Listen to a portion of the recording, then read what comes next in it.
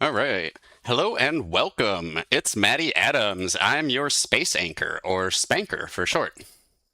Uh, we'll work on that. Today, we've got an exciting day full of space news. We've got freezing temperatures down in Florida, persistent hydrogen leaks occurring on the Artemis II SLS rocket, causing delays, and what that means for the overall moon base race.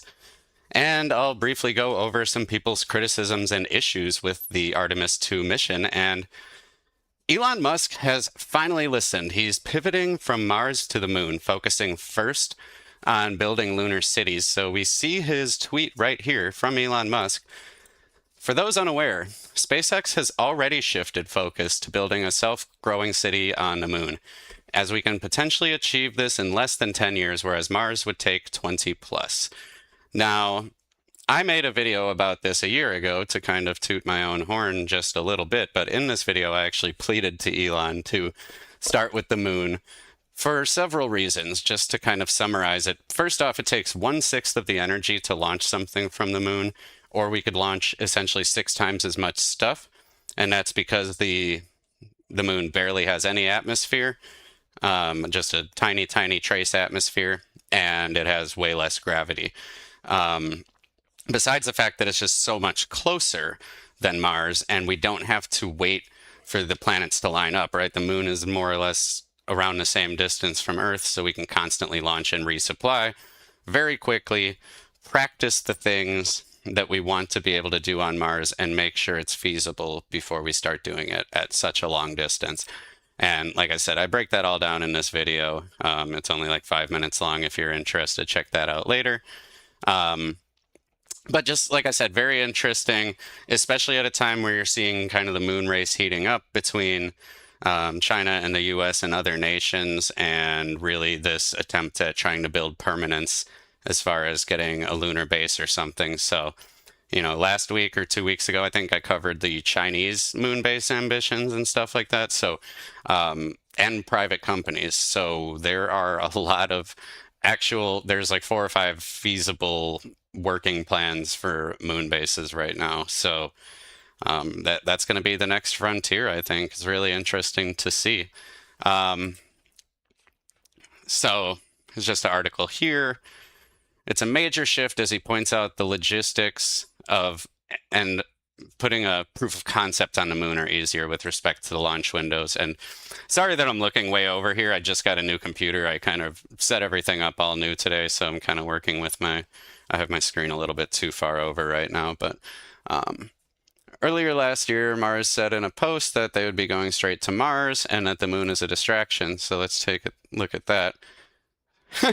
So quite a turnaround from a year ago, where he says, we're going to Mars, the moon is a distraction.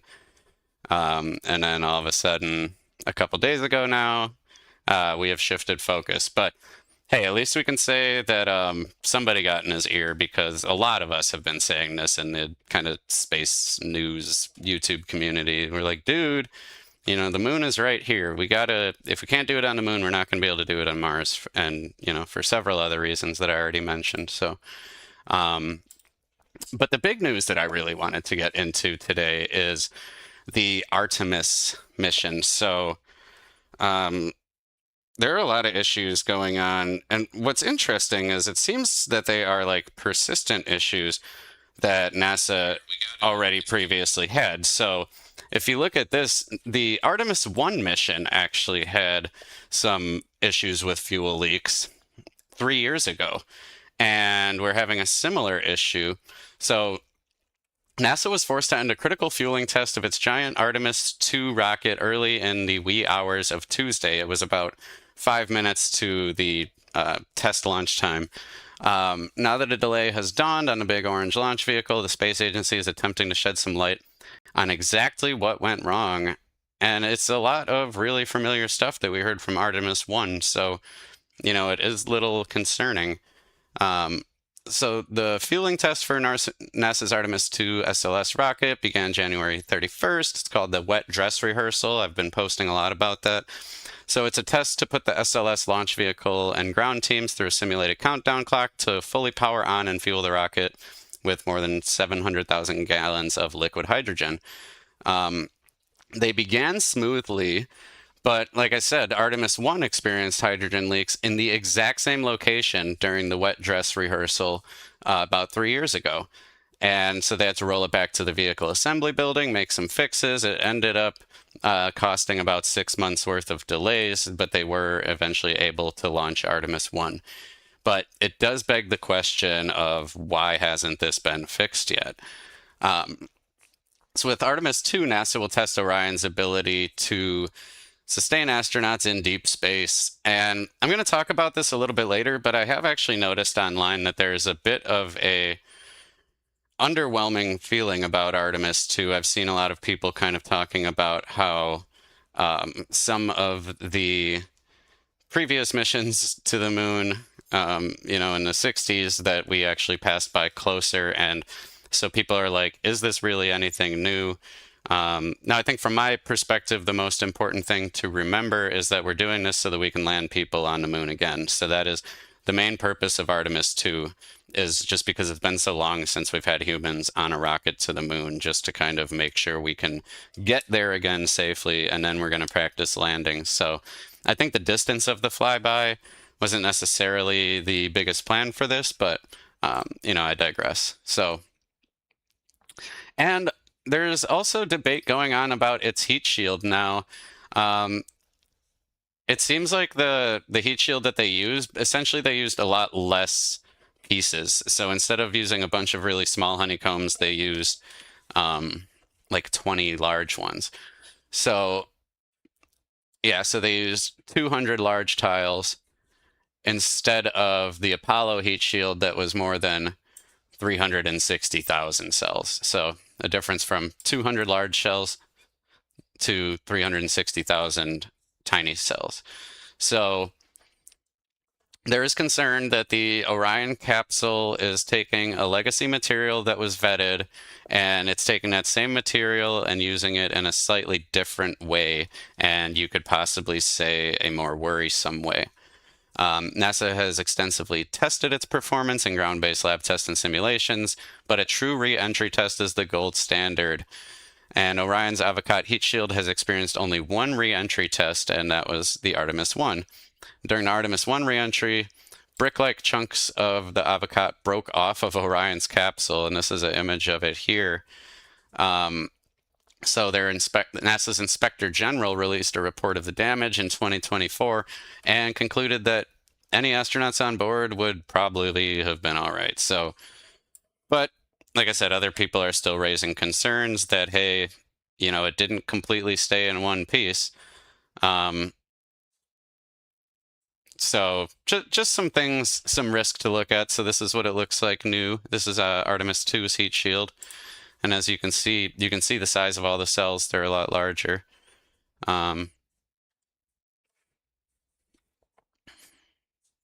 So it'll be interesting to see. Like I said, the first time that Artemis re-entered, it worked out pretty well. So, and then yeah, obviously there was a lot of cold weather going down in Florida too. So we had it was like 25 degrees in Orlando one day. So that was another thing that made it more difficult to work with. And actually, the way that some of the articles were framed might have had you believing that the fuel leak was actually more or less due to the cold weather. And like I said, that is not the case. This is a leak in the same place that Artemis 1 had 3 years ago, an issue that probably should have been addressed more in depth as they were developing the second Artemis, right? But yeah, awesome picture here. But just wanted to tell you that, yeah, it was also cold. So just to complicate things, you get uncanny weather. So, and this is something interesting I saw on Reddit. It just says, why isn't anybody talking about Artemis 2? And, I kind of feel the same way. Like, I make a post like, hey, we're going back to the moon, and I don't feel like there's a whole lot of excitement about it like there was in the 60s. Now, I feel like there's a combination of that. It has to do with skepticism for the moon landings in the first place, right? You have a lot of people who sort of deny that the moon landings even happened in the first place. And, and then also I think you just have this idea that It's 50 years in the future. Why shouldn't we be able to do something we did in the 60s? Why should we be super excited that we're doing something that we were able to do 50 years ago and that we should be able to do and that we should have been carrying on, but, due to budgetary and, political and popularity reasons, um, funding for space ended up going down. And that's a big part of the reason why we haven't been back to the moon. Um, but yeah, like this guy's saying, most of them don't view a flyby as a really big deal. Um, People get tired of delays, don't want to jinx it. But I mean, I don't even really see any reports about this in major media sources, and that may be because they're a lot more into just, making people argue these days. But you would think that, and I don't know, correct me if I'm wrong, I don't watch the news a whole lot anymore. But, have you seen on CNN or MSNBC or any kind of like major news sources just a little blurb saying, hey, the US happens to be going back to the moon? Um, Slowly hitting mainstream. And part of me thinks too that the hype will really build once we get to Artemis 3 and once we actually start getting closer to that date of putting boots on the moon, if you will. So, um, and then just another interesting thing, just keep in mind that this is not 3i Atlas. Okay, so I think because the only reason I added this onto my story at the last minute, it doesn't really have to do with anything else, is because I saw a couple of like memes from sort of crappy pages on Facebook saying that 3i Atlas broke apart. And that's not the case, but C2025K1 Atlas did break apart into a bunch of pieces after its October approach. So yeah, I wasn't. So if you do see anything saying that 3i Atlas was breaking apart, yeah, I don't think that was the case, guys. So, and then like I said, just another kind of fun piece of news here. So I updated my computer. I thought that the graphics were getting pretty lackluster on my last computer. So let me just turn the volume down on that real quick here and make sure the desktop audio is muted. There we go. I haven't even opened this up on this computer yet, so I'll have to, let me make this windowed real quick.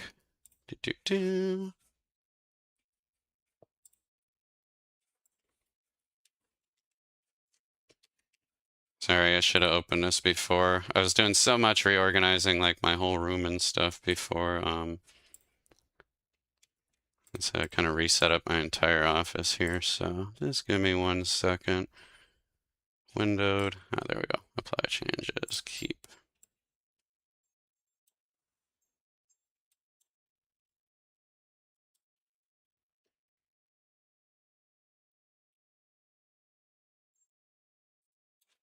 Get rid of my face. That's not that important.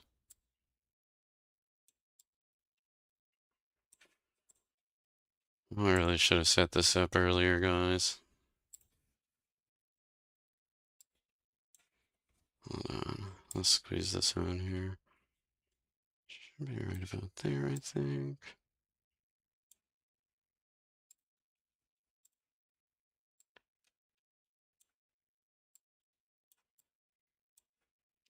Okay. You guys cannot see any of that, huh?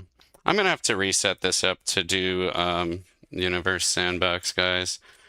Just because, like I said, I just got a brand new computer, so I should have launched that earlier, but I've been transferring so much data and stuff and doing all of this different stuff. So I tell you what, I promise that when I get off here, I will make a Universe Sandbox Smash video for you guys, and I'll have that uploaded tomorrow. But I really would recommend that you go check out my Pluto video that I made if you're interested in exactly why Pluto's not a planet, what happened in the 2006 IAU conference in Prague.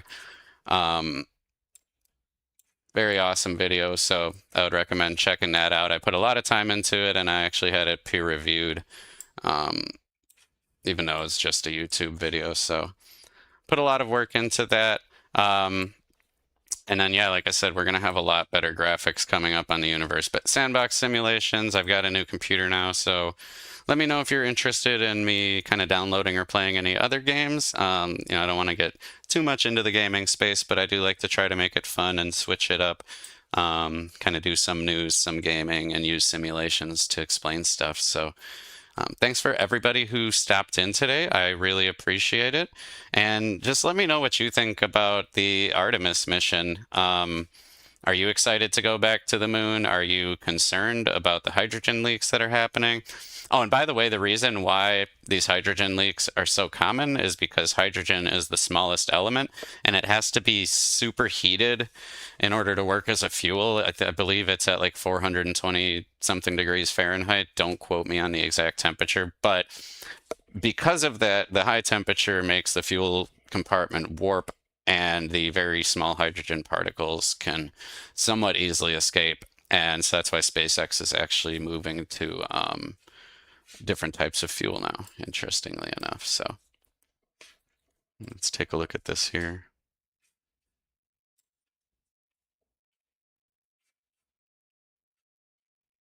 Coldest in 16 years.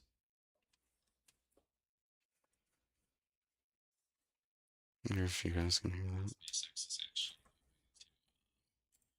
March at the earliest, and that's after fuel leaks, cold weather, and other issues made that the mission's wet dress rehearsal, it was a little more difficult yesterday. Yeah, the high temperature yesterday at Cape Canaveral was only 55. The low was 25.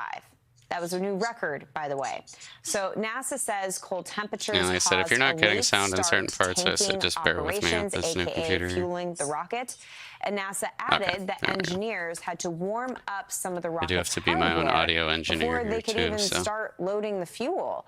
So if you don't know, a wet dress rehearsal is literally the test run where NASA gets the rocket completely ready for blast off. Yep, so they have to get it completely ready, and they failed. And NASA is saying that they're going to be able to fix everything at the launch pad, but without having to roll it back to the vehicle assembly building.